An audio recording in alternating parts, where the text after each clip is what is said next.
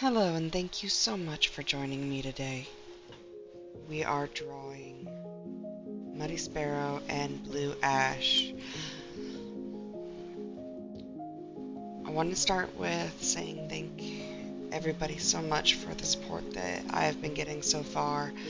I know I'm still not anywhere near where I want to be, but I will keep making progress, and that is enough. Today we're working on a piece that I feel really encapsulates the early days of Sparrow and Ash meeting. Her playful demeanor, unbothered by the snow, unbothered by the cold of winter, and him subtly finding it irresistible.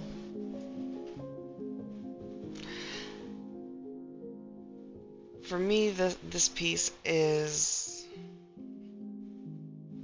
a really good window into who these two characters are, and I think it encapsulates their core before the world has too much influence on them. I really enjoyed working on this piece here with Muddy Sparrow. I absolutely love how she came out. All the little tufts of fur. It was a new angle for me. I didn't exactly know how to do what I was doing, and I just got extremely lucky that it worked out for me. I will say I'm not entirely sold on Blue Ash's face.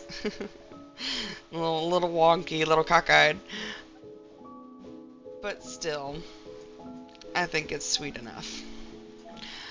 I have been really working on trying to get better with my anatomy.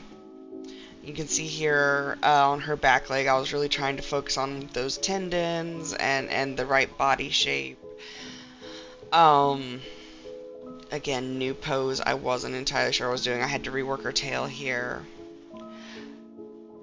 And you'll see, especially along the back or the legs where there's those long lines that I was trying to make, it gets shaky. Sometime in 2018, I developed a seizure disorder, and when you zoom in, you can really see the shakiness. For the most part, got it under control. Everything's cool, but I do have a chronic shake in my hands, and I've noticed one of my biggest problems, and I'm going to try doing it differently in the future, and I'll explain that in a second, is that I use huge canvases. And when I do that, I end up using bigger and bigger lines.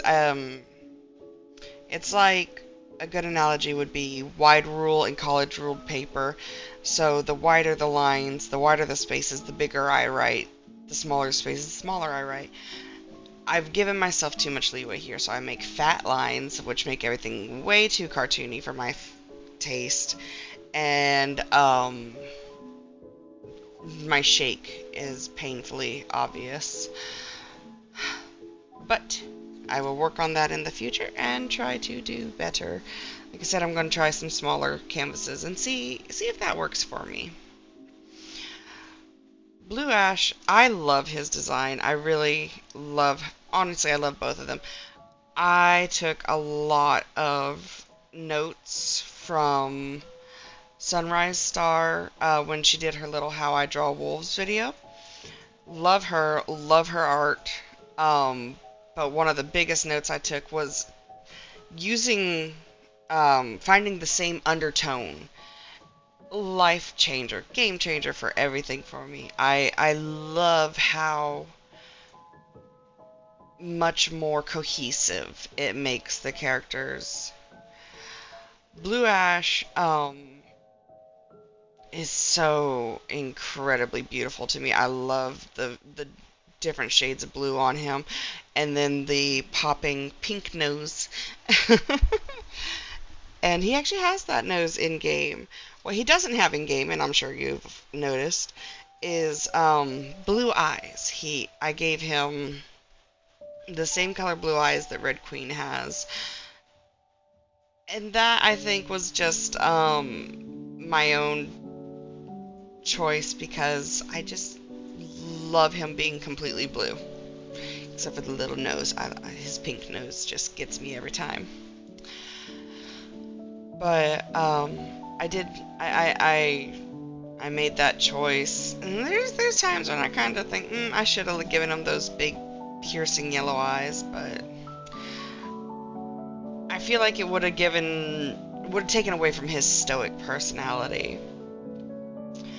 And I really did. I wanted him to come off as big, hulking, but just the most calm, the most zen wolf.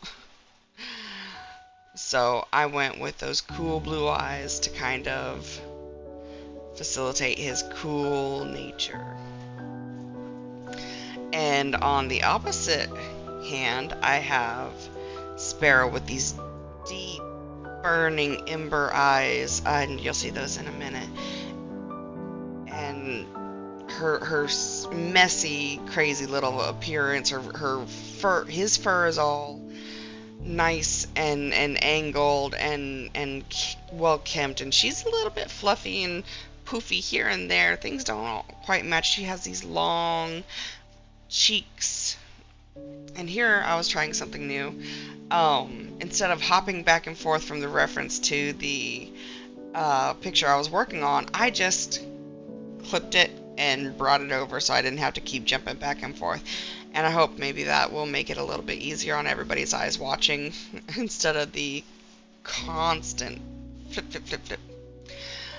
I have really been over, since I got back into art, I have really been trying to get better at my style. Here you see me actually trying to make fur textures, and that's not something I've always done. I'm pretty regularly afraid that I'm gonna screw it up. I think I used to only really do cheeks when I look back at old art that I have archived, so you guys don't have to see it. I used to only do like the hair texture on cheeks, and so I enjoy that I've been starting to kind of give that hair texture throughout the body and show this is actually a fluffy animal. I love her little mask.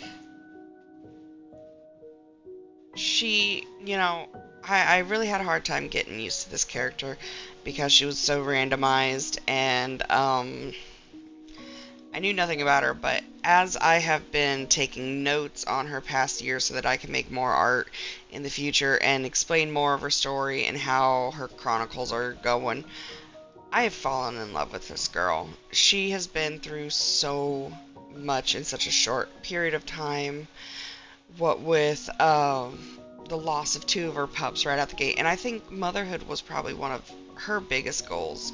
I think parenthood for both of them.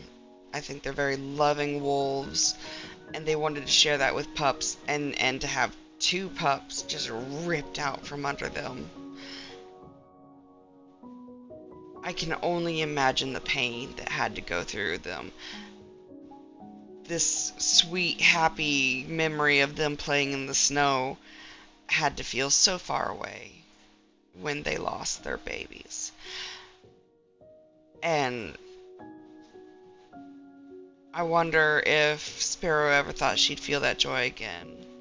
But I do think in the most recent video, the fighting off the bear, I think it really helped her find her confidence that she can protect her pups. And it not all is lost. Now here I'm resizing the picture, and I'm only doing a very partial background here. And this is funny, if you watch this, I did not realize until much too late that I was on the same layer as my wolves, and when I tried to undo it, I ran out I ran out of undos. But I made it work, I think. And then I tried to make cheap and easy snowflakes. It didn't work. So I started doing this. And I actually really love how the snowflakes turned out with this one. And I do apologize if this was kind of rambly. First time doing it, but I do hope you enjoyed it. I'd love to hear feedback on what you guys might want to hear for next videos whenever I'm doing pieces like this. But until then, I hope you guys have a lovely, lovely evening. And I will see you next time. Bye.